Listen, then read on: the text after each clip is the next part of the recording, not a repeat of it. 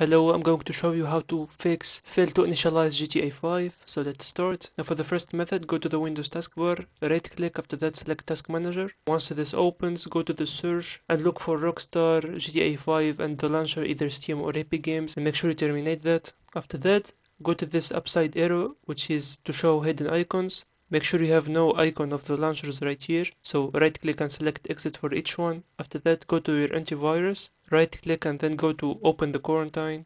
You will most likely see the Steam or the game files right here, so make sure to select any relative file. After that, make sure to select restore and add exception.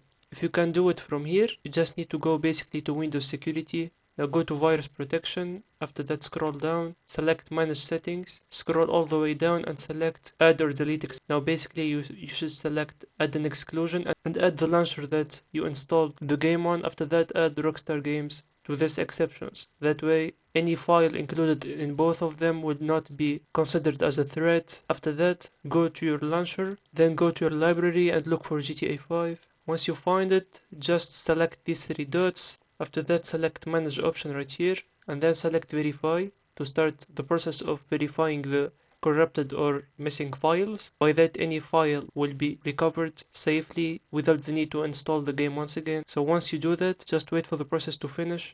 After that, make sure to restart your computer and the issue should be fixed. If you found it helpful, consider liking and subscribing, and see you on the next one.